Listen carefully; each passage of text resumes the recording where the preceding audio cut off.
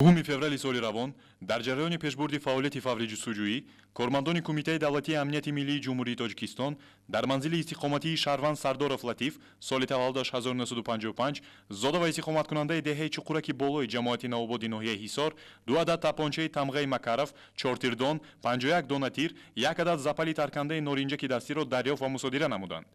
мутобиқи нишондоди Сардоров Латиф маълум гардид ки силоҳ ва лавозимоти ёфтшуда ба шаҳрванди ҷумҳурии Тоҷикистон Маҳмудов Ҷамолиддин Бурҳонидинович соли таваллудаш 1960 зодаи деҳаи Чуқураки болои ҷамоати деҳоти навободи ноҳияи Ҳисор, маълумоташ олӣ, оиладор, аъзои раёсати олии ҳизби наҳзати исломии Тоҷикистон, мушовири сиёсии раиси ҳизби наҳзати исломии Тоҷикистон, узви комиссияи марказии интихобот ва райпурсии ҷумҳурии Тоҷикистон аз ҳизби наҳзати исломии ҷумҳурии Тоҷикистон, сокини шаҳри Душанбе, кӯчаи Яккачинор, бинои 142/2, ҳуҷраи 18 тааллуқ доранд. тибқи нишондоди шаҳрванд Сардоров Латиф, аъзои ҳизби наҳзати исломии Тоҷикистон бо собиқаи 22 соли узвият Маҳмудов Ҷамолиддин Бурҳонидинович соли 1996 2 адад тапончаи Макаров, 4 тирдон, 51 дона тир, 1 адад запали таркандаи норинҷаки дастиро ба ҳамсоя ва дӯсти содиқаш Сардоров Латиф ғайриқонунӣ дода, хоҳиш кардааст ки дар ягон махфигоҳ онҳоро пинҳон намояд. солҳои 1996 то 97 ҳамин мобайно буд. омад ба хона бо ҳамроҳии ду мисол посбонҳо ва он тараф истодан бародар Ҷалолиддин ба мо Маҳмудов Ҷалолиддин ба дасти мо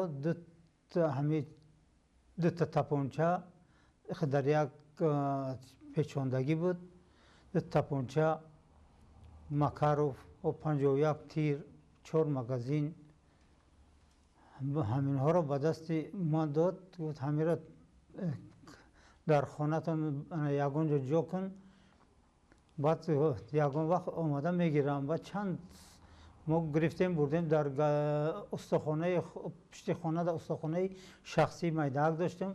дар дуни ҳамуда як аккумулятори сиёҳ буд. аккумулятор тоза карда дар дуни ҳаму дар болои девор мондагӣ будем.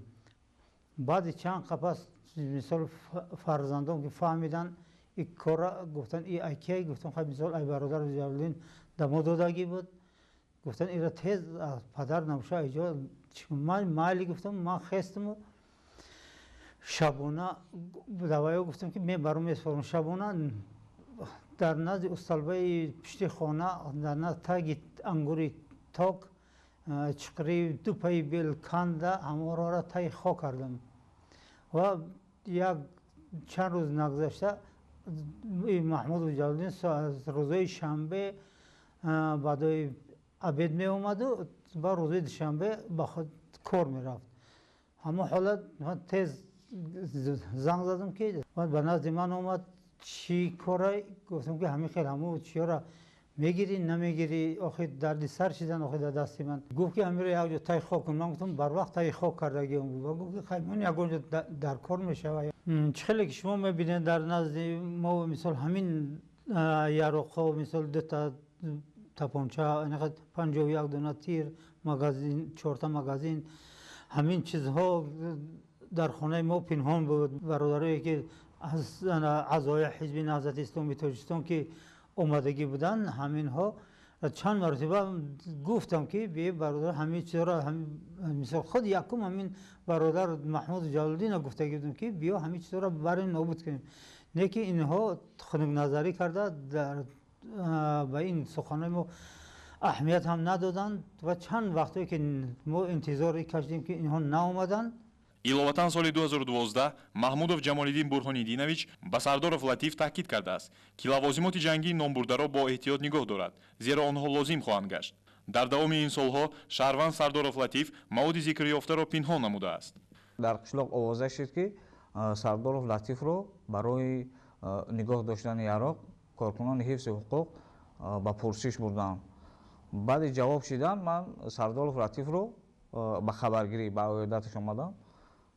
гуфт ки дар ҳақиқат ҳамин хел яроқ ҳасту яроқҳои ман нест, яроқҳои ҳамун Ҷалолиддин Маҳмуд. баъд ин кор ба хабар кардем Ҷалолиддин Маҳмуда. сарҷумон аввал чизе нагуфт.